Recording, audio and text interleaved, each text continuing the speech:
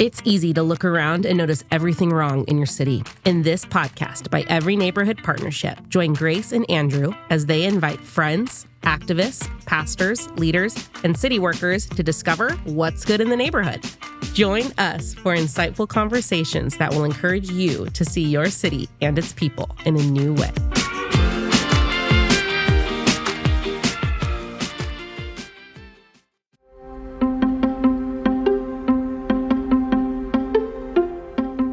Welcome to What's Good in the Neighborhood. On this episode, we have the pleasure of sitting down with Kasey Jackson and Christy Manning, who are kind of co-owners and run Good Dirt Collective. And they have both a for-profit pottery studio and then also a nonprofit that's been launched to really support women that are, girls that are coming out of foster care, and provide the family, the support, the emotional connection, and all the resources that are needed as you're coming out of the foster system. These women come from a life experience of just taking the next step of faith, their own journey as foster parents, and then launching a nonprofit, not knowing what they're doing, but just creating an amazing space. So I've really had the pleasure of meeting them, seeing the studio ourselves, and then being in a nonprofit cohort with them, and just watching this Good Dirt Collective grow and flourish. So you're going to enjoy their story, their journey, their honesty, and the work that they're doing. So stay with us.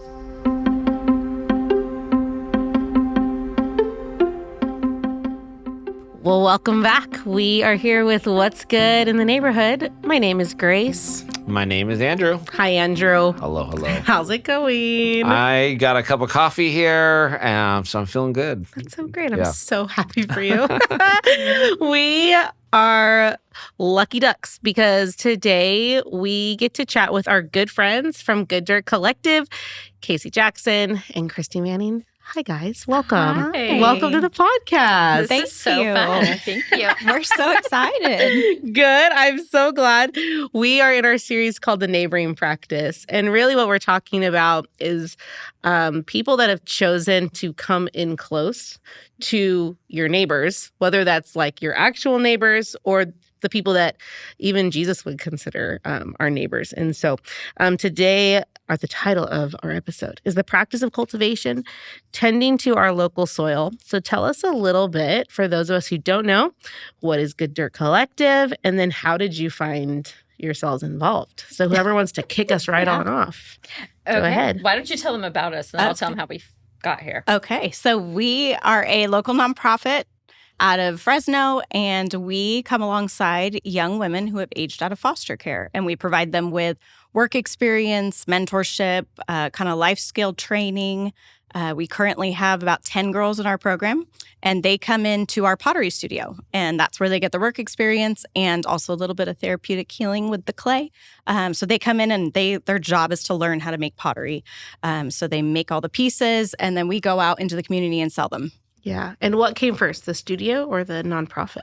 The studio. Okay. Studio came first. Yeah. Yeah. You want to know a little bit about that? Yep. Oh, gosh, it's a long journey. So Kasey and I actually worked at a church together doing women's ministry for about 20 years.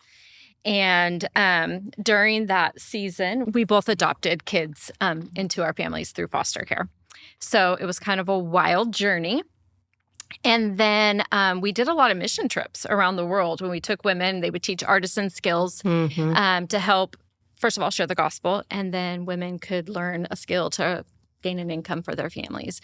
And so one of our last trips we took a friend of ours, she's a potter, and she taught pottery to the women. And so our plan was to go back, and we were going to start a school there and just do some more training. And COVID Like you're hit. saying overseas? Overseas. Yeah. Yeah, just helping what country?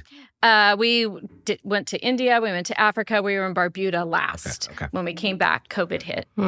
And so we couldn't go back, and we were all locked in our home. So my friend is a potter, and she's like, hey, bring your adoptive kids over, because they were driving me crazy. I didn't know what to do with them. So they went over there, and I got back to pick the kids up, and she's like, hey, can I talk to you a minute? And I'm like, oh, crud, what did my kids do? And she's like, no, I just want to tell you what happened. Like, we were working with the clay, and the kids just started like pouring out their hearts about foster care. And I'm like, what are you talking about? And, they're in therapy, they don't talk.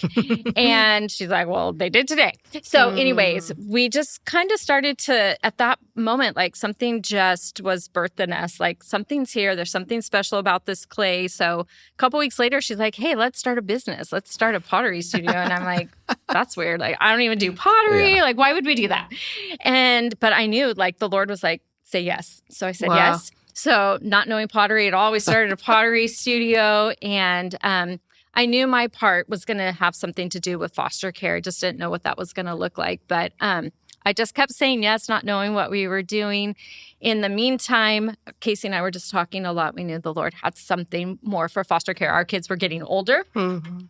So we knew there was more to do. And so she quit her job at the church first. I quit my job, and we launched this nonprofit. And originally we just thought, we're just going to teach girls pottery. Like, we're going to learn how to teach them to do pottery. It's going to be therapeutic. We're going to build relationships. It's going to be great. And they're going to be so grateful. What a romantic idea. Right? I have a lot of those. Yeah. Yeah. So it didn't take us long to realize, first of all, they couldn't just sit around and make pottery all day. They needed an income. So I can tell you more about it, but that's kind of how we found ourselves in a pottery studio with a nonprofit and pottery. Wow. Oh, wait, did I say that Kasey and I don't do pottery at all? Yeah. We don't really let us touch it. Yeah. Oh, my goodness. I love it so much. Kasey, anything you want to add on your own personal journey or No, stories? she pretty much nailed it. Okay.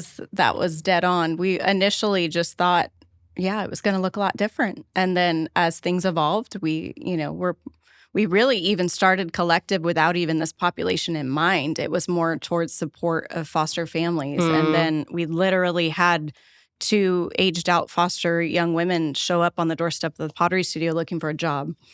And that's when we went, oh, there's something there. Wow. So, yeah. For those that not like super knowledgeable about the foster youth system, or even like what are the unique barriers, challenges, life stages that foster or formerly foster youth are experiencing, give us just like a little context. Yeah, so typically what it means to be an aged out foster youth, or another term is transitional aged youth, is someone who has gone through the foster care system and they have turned 18 without being adopted or in any sort of legal guardianship. And so typically what happens is the state of California says, you're 18, off you go. And I have a biological 18-year-old myself, and she's away at college, and I get phone calls, constantly. Yeah. Mom, how do you do this? How do you do that? It's like I can't imagine being launched into the world, being expected to be an adult with zero support. And that's what these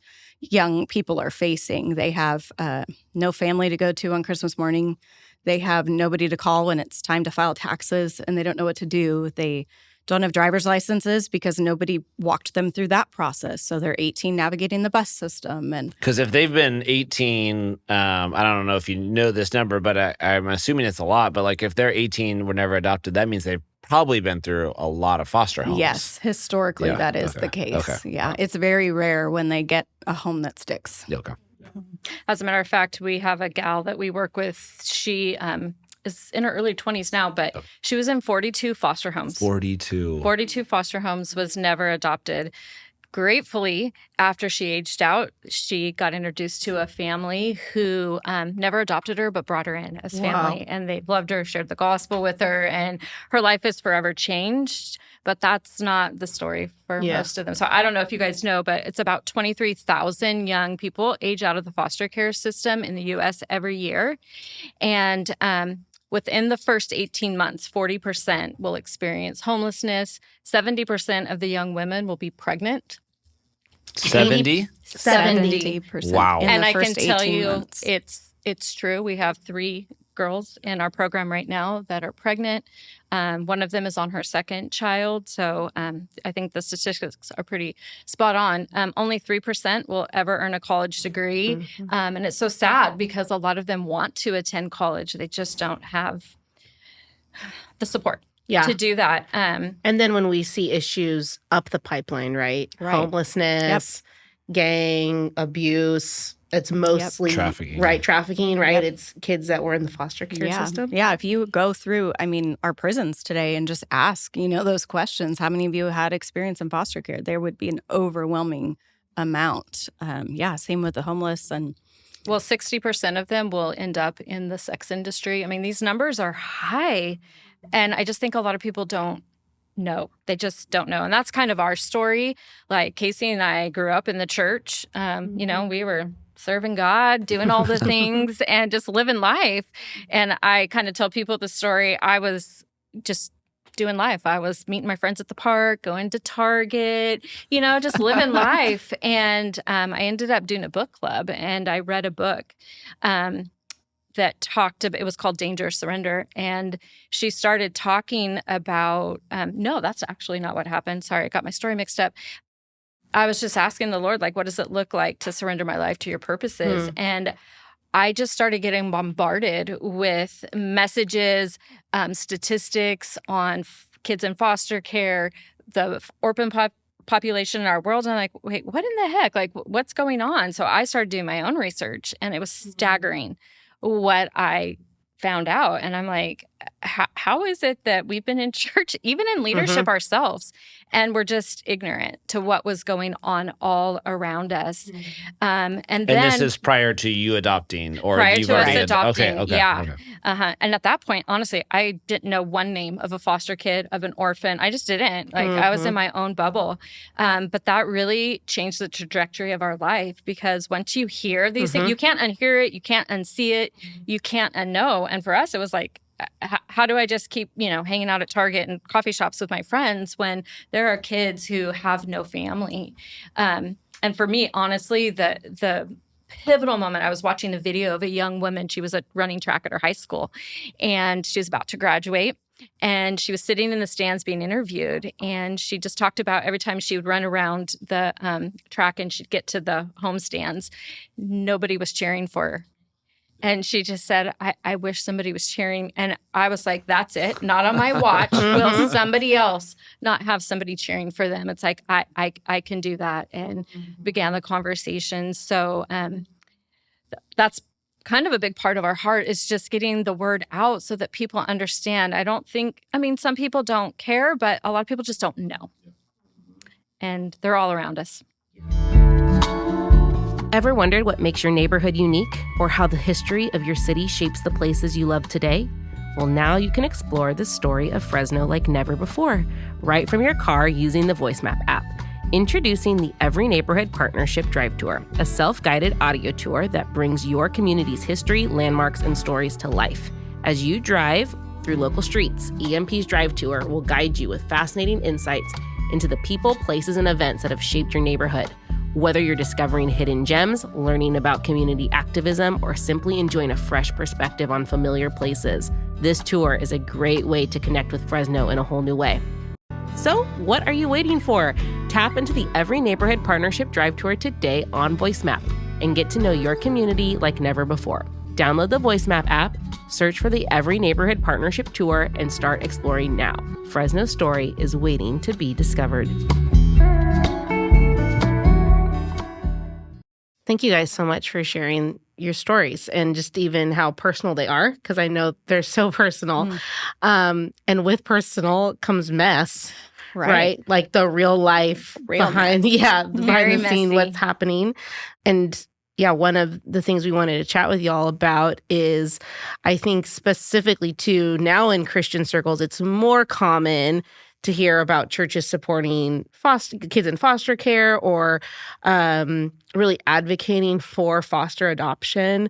But aging out isn't a one-year issue, right? Kids in foster care isn't like, a quick fix, like I'll just adopt and then it's good. So it's a long, rocky road. Can you guys talk to us about what that looks like at the collective with these girls? I think often we want quick results, right?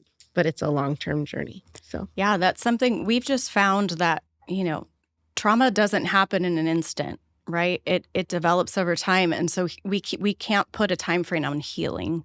Healing takes time. And so a lot of programs around you'll hear are 1-year program, or we have a 2-year program, or and to be honest, at first we thought we would too. We thought we were going to have a 2-year program, but there was just no way. Wow. Every story is different, and we really just try to be more curious than judgmental when the mess comes up, and we try to see what's happening underneath the surface here. We describe trauma like an iceberg, right? We see the top 10%, the behaviors, the attitudes, all the outward yuck of what's happening. And so we try to dig under and find that 90% of, what drives them, what's kept them going all these years, what do they care about, who are they truly? No.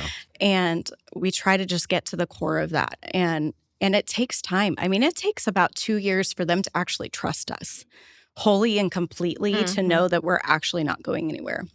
We tell them in their interviews, look, you're getting mama bears. You maybe haven't been used to that in your life, but like, we're here and we're in it with you.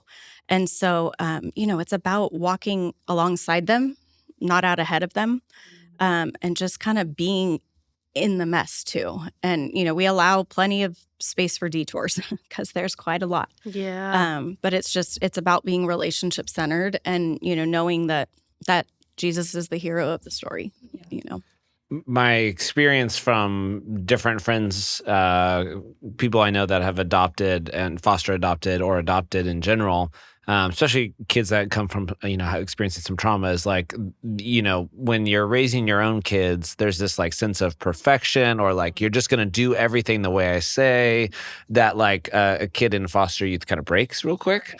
So like, what has that journey? Because what I hear, even what you said, patience, healing takes time. There's a slowness, and there's a just like willing to accept a humanity that sometimes I don't think we give other kids or our kids, our biological kids. So how has that journey worked itself out with your own foster kids, or with the girls that you're working with? Yeah, I mean, we always say, there are days it's 3 steps forward, 2 steps back, and we have to allow space for those things. And we're a work environment for them, and so that is a whole nother element of it, because if they were out flipping burgers at a fast food place, there's no space for healing and having your feelings. You just get to work. But we really tried to just allow space for that, and we've got days that are real messy and real hard, but it's just all about allowing space for the conversations and for healing to take place. I mean, we do conflict management all day long. But it just, it helps them to learn those steps and things now, so that then they can, it'll translate. If they are at a burger place, they're not going off on their boss. Exactly. Because that's how you said it to me, and I didn't like it. Right. Exactly. Yeah. Yeah. And for us, I think what we've learned is, with the young women we've been working with, is that people don't stay around. Obviously, their family of origin didn't stick around.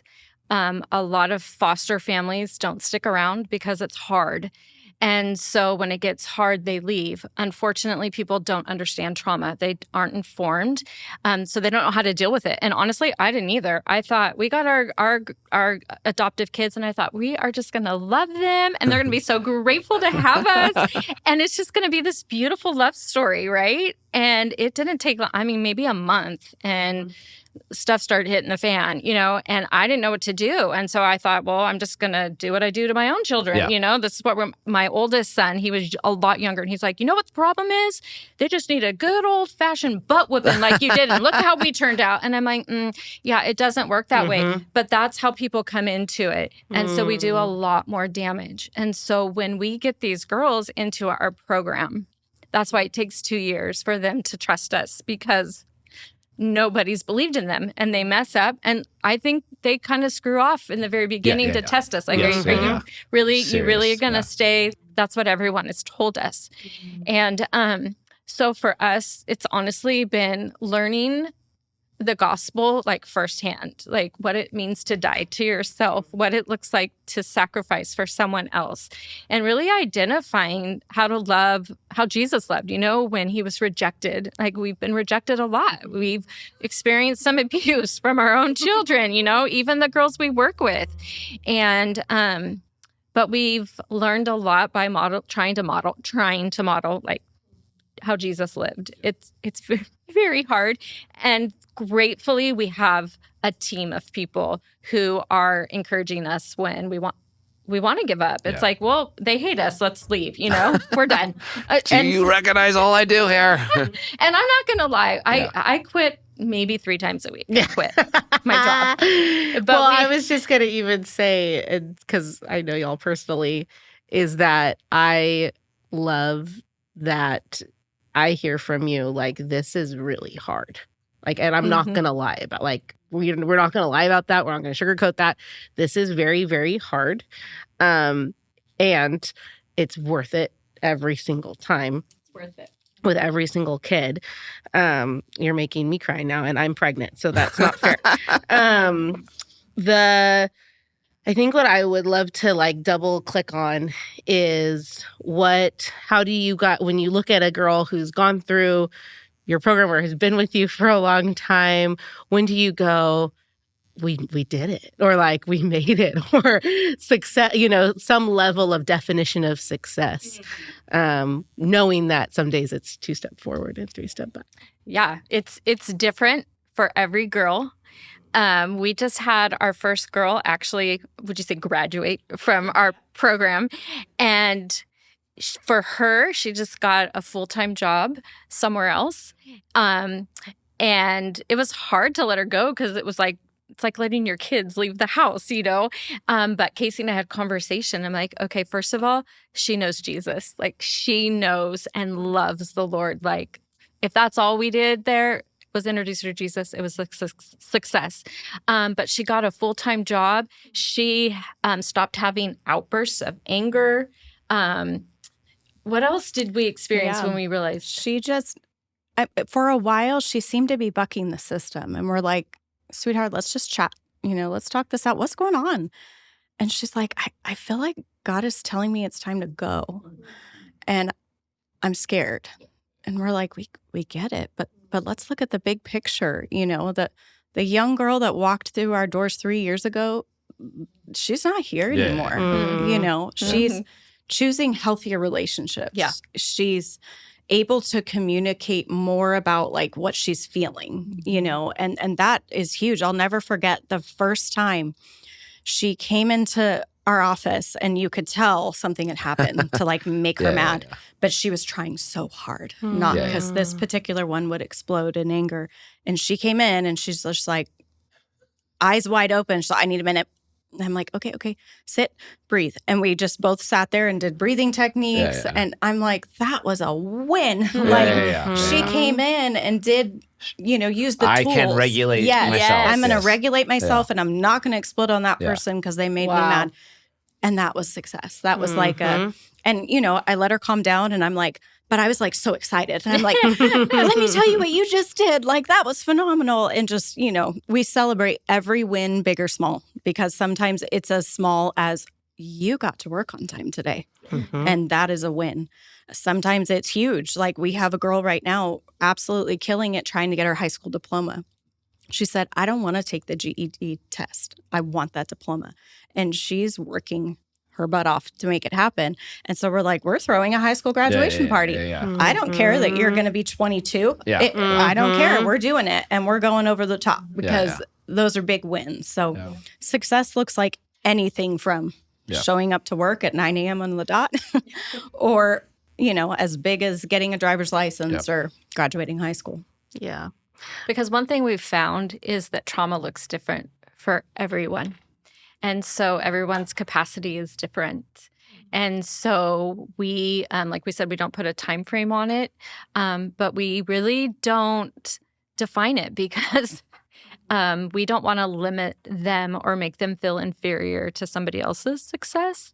So in the beginning, we thought, like, we don't know how to run a business because we can't even put a time frame on it, but we're okay with that because healing takes time and it's different for everyone. So one of the themes we keep going back to is like, not only I think from the faith side, right? Not only is Jesus our model and our example and what, the mandate and the vision of why, Philippians 2, like he came to be a servant and to model that for us so that we would be servants. But so we can do the theological side, but like practically, like, it is messy. It is hard. But like, what is the joy? What is the reward? Like, why are you still doing it? Not just out of like some religious obligation. That's not what it is. So what is it for y'all that you're like, this is what fills my tank, or why I keep showing up? It's the little wins for me. It's just watching, their eyes light up when they have a light bulb moment, or, when they're excited to celebrate with us. When we had one young lady come in and she was just so closed off and just to everything about God, to everything about relationships. She had given up on people, really. And just last week, she's doing a video for us and just has written this letter about how this is the first place I've ever walked into where I felt seen or heard. I've never been able to be myself until I walked through these doors. And I'm just watching, I'm like crying, like I never thought those words would come out of her mouth, but they did. And it's those moments that I'm like, yep, we are supposed to be doing this. And we look at each other a lot and we're like, don't ever let me doubt that we are right where we're supposed to be. Because I mean, we could just tell story after story of, God's faithfulness and provision, and it blows us away every time. Well, it is life-giving because I've tried finding life in lots of other things throughout my life, and I still came up empty all the time. And, Scripture says, like, when you give your life away, you'll find your life. Yeah. And it is 100% true. And the more I give my life to the most vulnerable and needy and broken, I find life that my soul craves. And I want everybody to know that and experience it. So that's why, I want to talk about it to people all the time. I'm like, you're not going to find it in all those ways. Just try this. Because like Kasey said, it's true. But when people experience love, when people experience being seen and accepted for the first time, there's nothing like it. That's what we were created for and to do. At Every Neighborhood Partnership, we believe that strong, vibrant communities start with engaged and empowered residents. To make that happen, we need your help. Our mission is to connect neighbors, create opportunities for local leadership, and transform neighborhoods through education, collaboration, and advocacy. Every dollar you donate goes directly to supporting programs that make a real difference. Whether it's providing land use education, elementary literacy mentoring, or healthy spaces to help kids and our families grow. When you donate to EMP, you're not just giving money, you're investing in a future where every neighborhood in Fresno has the tools and resources it needs to thrive. Your contribution, whether big or small, ensures that our communities have a seat at the table in the decisions that affect them most. So if you believe in seeing students excel, our community members healthy and whole, and our neighborhoods thriving, we invite you to make a donation today. Just visit everyneighborhood.org or tap the link in the show notes to give. Your support helps develop the next generation of leaders like Fresno depends on it. Donate now to Every Neighborhood Partnership.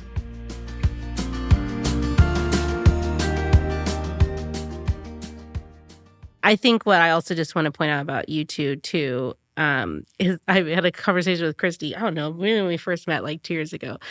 And what struck me about you was you're always learning and willing to learn. And like, I don't know that. Tell me about that thing. I think we were talking about like trauma-informed care. You're like, well, I don't know. Like, we teach ourselves, how to deal with it like on a day-to-day. And I just think it just speaks to who y'all are, that like you're willing to learn and grow, and we don't know. Help us learn is really sweet. We do have a sign in our office that says everything is figure-outable. Yes. Because it's just our motto. Because we're like, we are not professionals at this. Yes. We always go into certain spaces and we're like, we don't belong here because we're like not prim and proper, and we figure it out. We're great figure-outers. We did a cohort together. Yeah. So you all joined the Redemptive Impact Accelerator. I don't know if we've talked, Carlos has been on. I don't know if we talked a ton about it. So, for my sake, would you just, what was the Redemptive Impact Accelerator? Any positives that came from that, or? Yeah. Yeah, absolutely. Well, one, just collaborating with some amazing nonprofits. Our community is phenomenal. And just what everybody is doing, that, was huge for me, just to see and meet all the different people and kind of, cultivating relationships like this that, never would have happened outside of that. But yeah, it really helped us to kind of, a lot of times we're building the plane as we fly it. But that really helped us to kind of take 10 steps back and be like, okay, let's get our foundation solid and then make sure we're building off of that, not just, being shaky all the time. So it really helped kind of build that. Yeah, and we implemented a lot of things, strategies and practices that we learned through that program that have really given us a peace of mind and eased what we've done. I feel like we're doing things with integrity and purpose more than we did before. I'm so grateful for that. And we don't feel like Lone Rangers. We are a part of a community. Fresno is rocking it in loving people and providing opportunity. And I just feel super honored to get to be a part of it. And so we also learn we don't have to do everything. There's how do we partner with people that are doing other things? So that's been a help. One thing I want to say to what you talked about a minute ago is there is literally nothing special about Kasey and I. I was thinking about this on a walk today. I'm like, why are we doing a podcast? It's just little old us. And but that's what I want everybody to know is that if you will just say yes and step in, you will be equipped with what you need to do the work. And I think so many people don't step in because, and I get this all the time, I could never do what you do. Yes. And I'm like, I can't do what I do.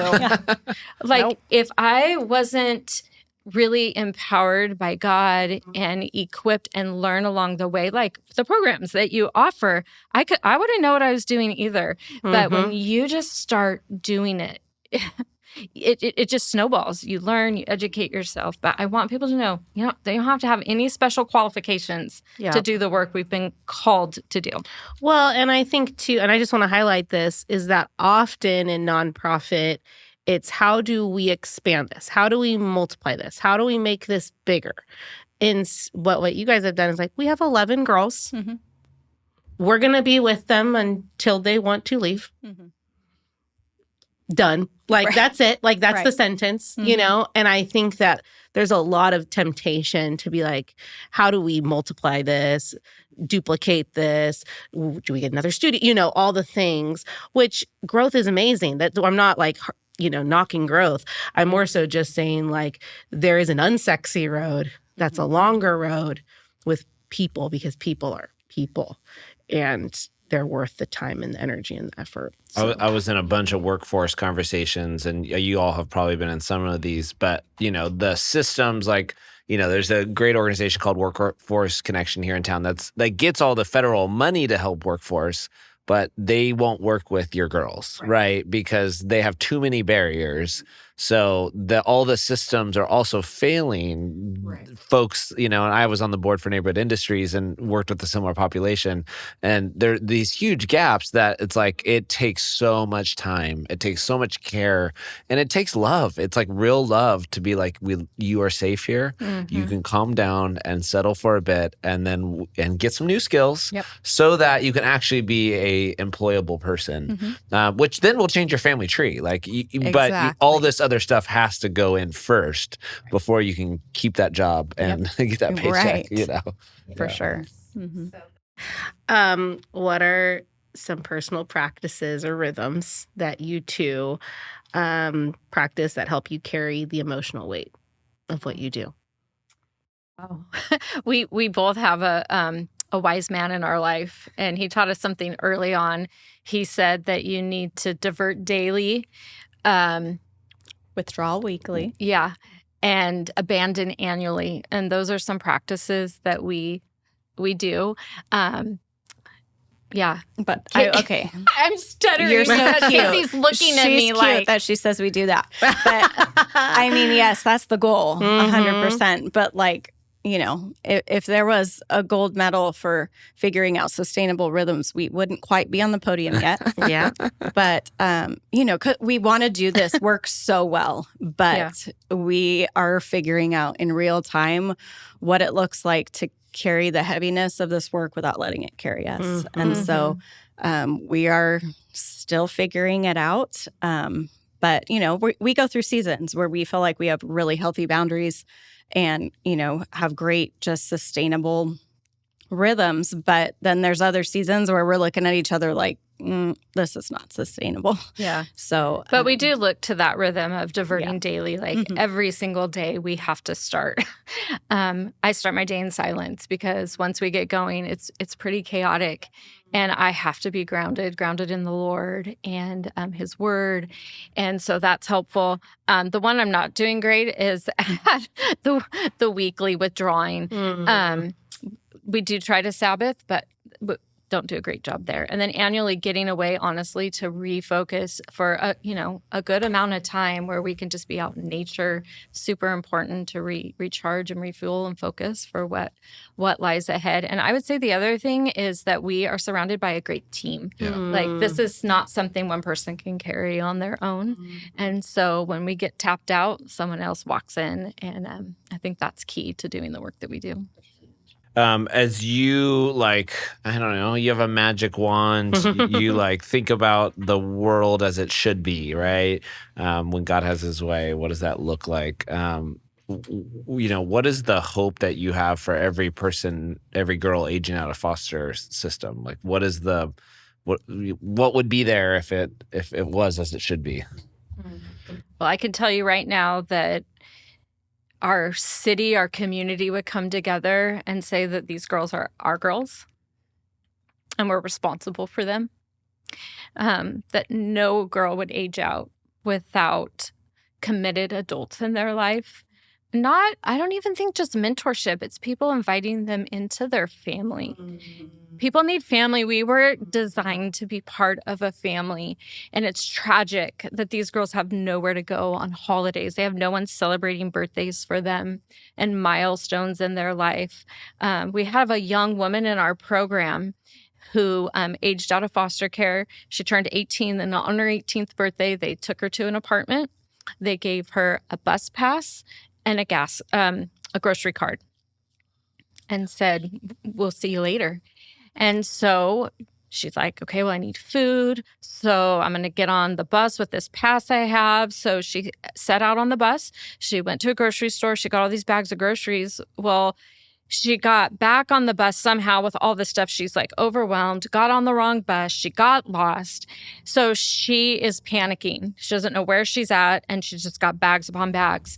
And so gratefully, part of what we do in our program is we set every girl up with a mentor who is committed to walk with them through life and becomes like a family. And so this young woman called her mentor that we set her up with, and she's just sobbing, and I'm lost and I don't know. And she dropped everything, picked her up, took her home, and didn't just stop there. It's like, let me help you put your groceries away. Oh, wait. Okay, now we're going to find out, what are you going to make? What are you going to cook? I mean, she just really went the extra mile and took care of her. I think every person needs somebody like that in their life. And it looks like people saying, I'm committed no matter what. When you fail me, when you mess up, I'm not going anywhere. And that's the tragedy that I see, is that people will not stay when it gets hard. And recently, our kids were actually interviewed for something about what we do. And my 14-year-old daughter, she was actually one of our adopted kids, was asked if someone wants to get involved, with this population, what would they do? And I'm like, oh no, you asked my 14-year-old that. But I was blown away by her answer. She said, a lot of people want to buy them stuff. And she's like, they don't need more stuff. They don't need you to buy them things. They need your time. And I was like, wow, okay, she's listening. She's paying attention. But that's the key, is our society has to die to themselves and just say, a lot of people out there get real comfortable with being real comfortable. And it takes a lot of just getting into the trenches and doing the hard things. And that is when we create a community that is full of no one going through life alone. And it takes time and it takes grit. But all those things are doable, hard, but doable. And, that's what these young women want, and that's what they deserve. And I think it just takes, a community of people saying, I'll do whatever it takes. I'll use my skills, my time, my resources. It's businesses getting involved, hiring them, providing food, whatever it is they need. It's schools getting educated on trauma and how do we help them. It's people stepping up to help provide housing pathways for them, not just rooms here and there. Let's provide homes for them. Let's do like we would do for our own children in nice areas of town. Like, let's stop housing them in the worst parts of town for crying out loud. Unfortunately, a lot of our girls that have been put up in homes, they're high trafficked areas. Yeah. High gang populated, and these girls have to get on a bus. They're all alone. Nobody's looking for them.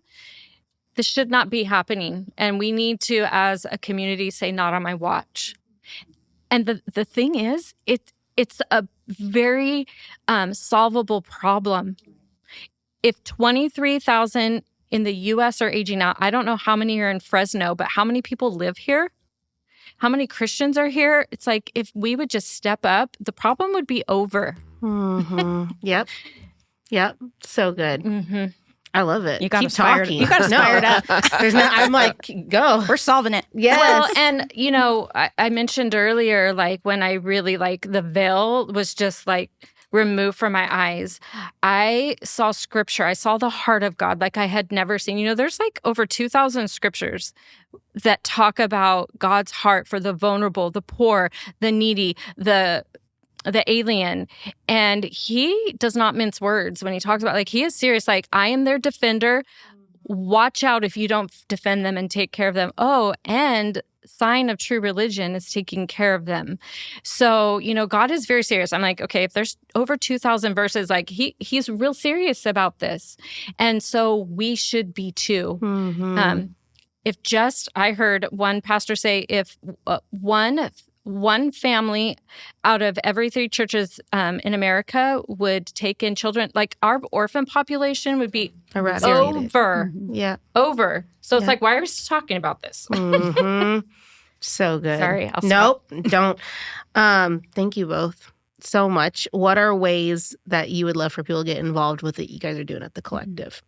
There's a lot of different ways. One of the best ways is to buy our pottery. Yes. It's so beautiful. These girls create some gorgeous pieces, and they've got a lot of functional pieces for your home and your kitchen and those kind of things. GoodDirtCollective.org. I just put one of your pots away this morning. I was able to do my dishwasher. Yes, and they're beautiful. Yeah. A lot of our stuff actually has the girls' fingerprints on it. And yes, it's just beautiful. So buying pottery for us, it just means the world. We currently have a map with pins in it in our studio of the U.S. And so we've pinned everywhere we've shipped our products. Fun. Cool. And we have shipped to 47 states. Okay, couple more to go. 2 countries. So I walked into the studio the other day and screamed to everybody, we're a worldwide company. We got an order from the UK and Canada. So super exciting. Awesome. But we're looking for people who live in North Dakota, South Dakota, or Wyoming. Yes. Those are our last 3. Come on. But anyway, so buy our pottery. We have a new sales strategy we call sip and shops, where you can kind of think old school Tupperware parties, where you invite your friends and family into your home and you invite us, and we come and bring a beautiful spread of pottery to sell, and then we come and share a story. And we have a little video we show, and it's a lot of fun because we've just found that people need to hear the story to buy the pottery. Otherwise, you're just getting a beautiful piece of pottery, but you need to know the why. And so sip and shops are so fun. We've done over a dozen so far, and they've been super successful. So host a sip and shop, and then volunteer. We've got plenty of volunteer opportunities. something as easy as cooking a meal and dropping it off for lunch once a month, as easy as that. And as, extreme as being a mentor to somebody. So all of those, options are listed out on our website. But yeah, we know that we could not, like Christy said, we do this in a team, and that includes the community, through donations financially as well, that just really keep things going, and through the day in, day out people that we know we can call when we're in a bind.